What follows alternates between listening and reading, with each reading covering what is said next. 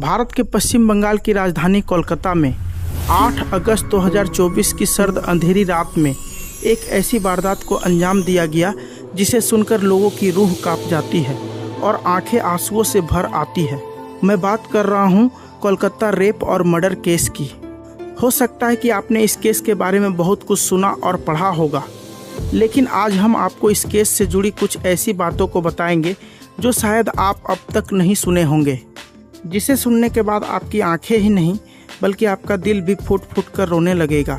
तो कहानी को अंत तक जरूर सुनिएगा। कोलकाता के आरजी कर मेडिकल कॉलेज एंड हॉस्पिटल में एक ट्रेनी डॉक्टर की रेप के बाद बेरहमी से हत्या कर दी गई। आरोपी ने सारी हदें पार कर दी। डॉक्टर के चेहरे पर नाखूनों से खरोच कर पूरा चेहरा लहूलुहान कर दिया। इस दौरान पीड़िता अपने आप को बचाने की हर संभव कोशिश करती रही। जवाब में आरोपी उसकी आवाज़ को रोकने के लिए नाक, मुंह और गले को लगातार दबाता रहा। बेरहम ने गले को इतने जोर से दबाया कि गले की थायराइड कार्टिलेज टूट गया, मतलब गर्दन की हड्डी तोड़ दी। सिर को दीवार से सटा दिया जिससे चिल्ला ना सके। पीड़िता अभी भी बचने के लिए जोर लगा रही होती है, जिसके बाद आरोपी उस पर इतनी जोर से हमला करते हैं कि लड़की का चश्मा के शीशे के टुकड़े उनकी आंखों में घुस जाती है। पेट, ओंठ, उंगलियां और बाएं पैर पर भयानक चोटें लगती है। पूरे शरीर में कई खौफनाक निशान बन जाते हैं। दोनों आंखें, मुंह और प्राइवेट पार्ट से खून बह रहा होता है। सुबह के 6 बजे उस पीड़िता का अर्धनग्न बॉडी मिलती है, जिसमें रिपोर्ट के बाद यह पता चलता है कि पीड़िता के साथ 8 अगस्त को रात 3 से 6 बजे के बीच यह वारदात होती है। इसी रिपोर्ट में यह भी बात सामने आती है कि लड़की के रेप के साथ मर्डर भी हुआ है। ट्रेनी डॉक्टर के मर्डर के बाद उसके माता पिता को हॉस्पिटल से सूचना जाती है कि आपकी लड़की ने खुदकुशी की है। आखिर हॉस्पिटल वाले ऐसा क्यों कहते हैं? हो सकता है कि मेडिकल कॉलेज के कुछ डॉक्टर इस केस से जुड़े हों, क्योंकि जिस सेमिनार हॉल में यह वारदात होती है वहां के सीसीटीवी फुटेज वाली कैमरे भी खराब रहता है। अब कैमरा खराब रहता है या खुद हॉस्पिटल वाले उसे खराब कर देते हैं, आखिर क्या है इस घटना की सच्चाई, यह जानने के लिए पूरी कहानी शुरू से शुरू करते हैं।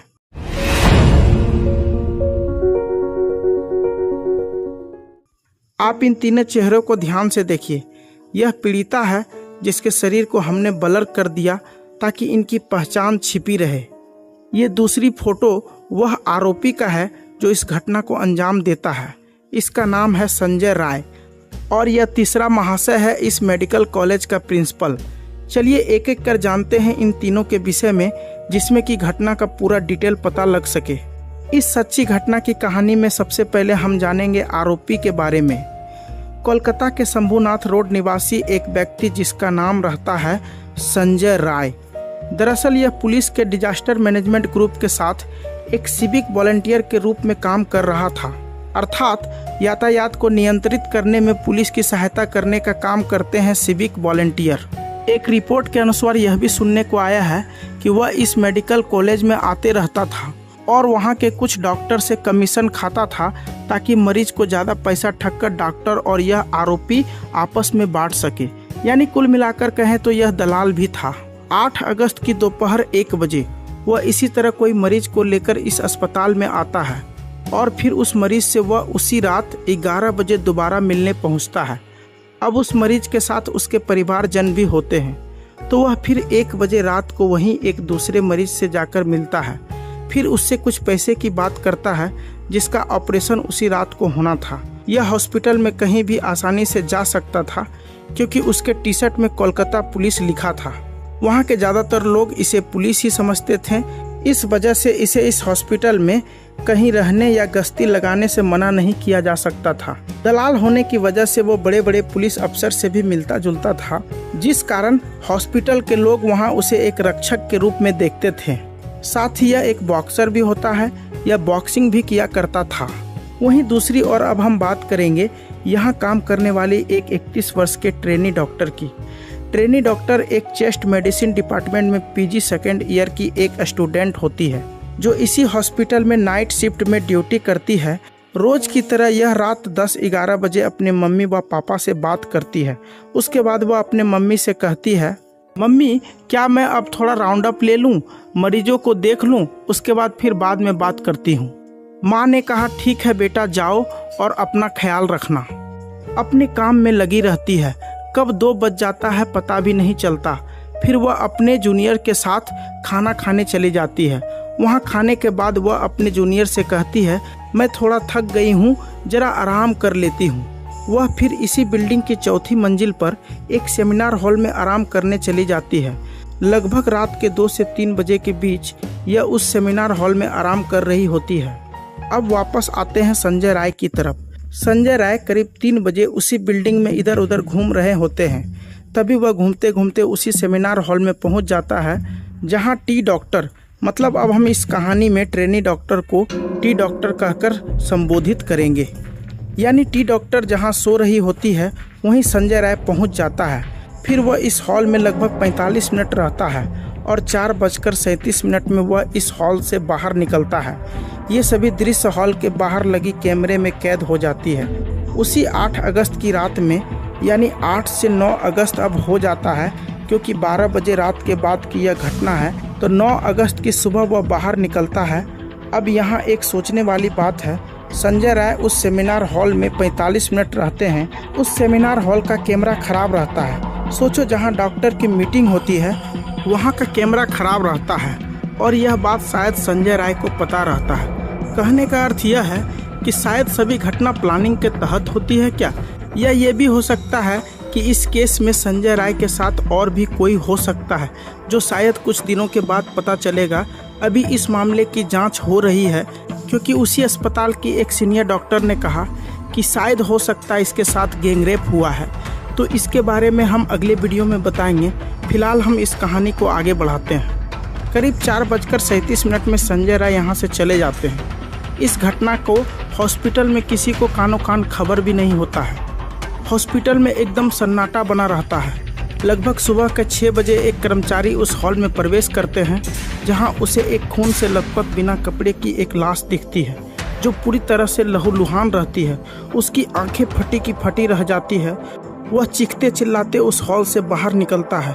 लोग उस हॉल की तरफ दौड़ते हैं। वहाँ का मंजर देख सभी सहम जाते हैं। सभी को कुछ समझ नहीं आता कि आखिर हुआ क्या है। फिर कुछ देर में वहाँ डॉक्टर की टीम भी पहुँच जाते हैं। हॉस्पिटल के कुछ अधिकारी भी पहुँचते हैं। उसमें से कुछ अधिकारी इस मामले को दबाना चाहते हैं। उसके माता पिता को फ़ोन करके कहते हैं कि आपकी बेटी बेहोश हो गई। फिर दोबारा कॉल करते हैं। फिर वह कहते हैं कि आपकी बेटी ने आत्महत्या कर ली है।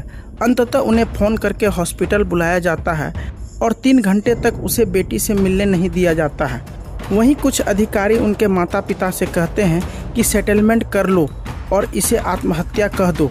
इसके लिए उनसे पैसे की बात भी करते हैं। साथ ही उसे धमकी भी मिलती है। आप सोच के देखिए कि एक लड़की का बलात्कार करके उसका मर्डर कर दिया जाता है, वो भी इतना भयानक। दुनिया का शायद ही कोई माँ बाप होंगे जो सेटलमेंट की बात करेंगे। शर्म आनी चाहिए ऐसे लोगों को जो ऐसी बात कर रहे होते हैं उस दिन। फिर क्या था, माँ बाप तो पहले से डरे हुए रहते ही हैं। जब उन्हें उनकी बेटी की लाश दिखाया जाता है तो वह अर्धनंग अवस्था में होती है। आँख मुंह से खून निकल रहा होता है। यह सब देख माँ बाप के पैरों तले जमीन निकल जाती है। फिर लाश को पोस्टमार्टम के लिए ले जाया जाता है। पोस्टमार्टम होने के बाद जब रिपोर्ट आती है तो उस रिपोर्ट में 5 अहम खुलासे होते हैं।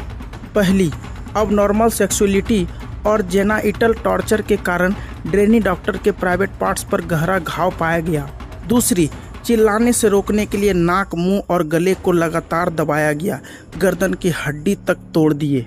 सिर को जोर से दीवार से सटा दिया गया जिससे वह चिल्ला ना सके।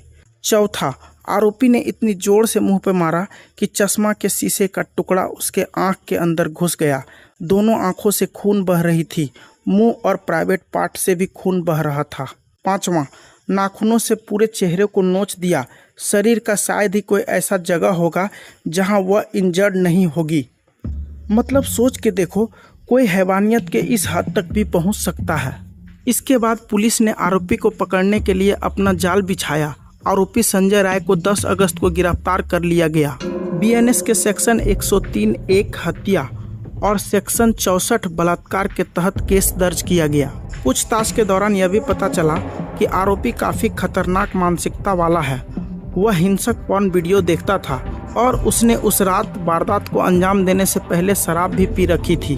फिर क्या था, मेडिकल स्टूडेंट, भाजपा, कांग्रेस और वाम दलों के अलावे देश भर के डॉक्टरों ने सीबीआई की जांच की मांग को लेकर प्रदर्शन कर दिए। 12 अगस्त को इस मेडिकल कॉलेज के प्रिंसिपल ने इस्तीफा दिया। उन्होंने कहा सोशल मीडिया पर बहुत बदनामी हो रही है, वह मेरी बेटी जैसी थी। फिर क्या था, पूरा बंगाल उपद्र हो गया। 14 अगस्त की देर रात मेडिकल कॉलेज में 1000 लोगों की भीड़ इमरजेंसी वार्ड में घुस जाते हैं। भीड़ इतने गुस्से में रहते हैं कि वह वहां रखी मशीनें उठाकर फेंकने लगते हैं, फर्नीचर भी तोड़ देते हैं, सीसीटीवी कैमरे को भी नुकसान पहुंचाते हैं, पुलिस की वाहनों तक को तोड़ने फोड़ने लगते हैं, पुलिस पर पथराव करते हैं। इस दौरान उस दिन वहां 15 पुलिसकर्मी घायल हो जाते हैं। इस मामले में 9 उपद्रवियों को गिरफ्तार किया जाता है। इस तोड़फोड़ का एक ही वजह रहता है, अस्पताल प्रशासन सबूतों को छेड़छाड़ कर रहे थे। उनका कहना था कि सेमिनार हॉल से 20 मीटर की दूरी पर चेस्ट डिपार्टमेंट के ऑफिस में तोड़फोड़ हो रही है। मतलब समझ रहे हो ना, टी डॉक्टर इसी डिपार्टमेंट में थी। पुलिस के सामने रेनोवेशन के नाम पर सबूतों से छेड़छाड़ हो रही थी। इस घटना के बाद एक डायरी भी सामने आई, जिस डायरी में पीड़िता अपनी सपनों को लिखती थी। डायरी में टी डॉक्टर ने खुद से जुड़ी कई बातों का जिक्र किया था। इस डायरी के अनुसार पीड़िता के पिता ने एक चैनल को दिए इंटरव्यू में साझा किया कि मेरी बेटी रोज डायरी लिखती थी, मौत वाले दिन भी वह डायरी लिखी थी। वह एक मेहनती लड़की थी जो अपने सपने को पूरा करने के लिए हर दिन 10 से 12 घंटे पढ़ाई करती थी। वह सभी एग्जाम में टॉप करना चाहती थी। वह एमडी कोर्स में गोल्ड मेडलिस्ट बनना चाहती थी। इतना कहकर पिता रोने लगे और कहा हमें बस न्याय की उम्मीद है। और बताओ, ऐसे होनहार स्टूडेंट को एक राक्षस ने नोच नोच कर उसे बेरहमी से मार डाला। और हॉस्पिटल के कुछ अधिकारी शुरू में इसके पिता को बताते हैं कि यह आत्महत्या थी। सोचो, ट्रेनी डॉक्टर पिछले रात डायरी लिखी, अपने मम्मी पापा से खुश होकर बात की। डायरी में अपने सपनों को लिखकर वह उसे हर शर्त पर हासिल करने का हौसला रखने वाली आत्महत्या कैसे कर सकती थी। वीडियो के अंत में हम यही कहना चाहेंगे, वैसे अधिकारी जिन्होंने शुरू में इसे आत्महत्या बताया, सबसे पहले उसे भयंकर और सख्त सजा होनी चाहिए।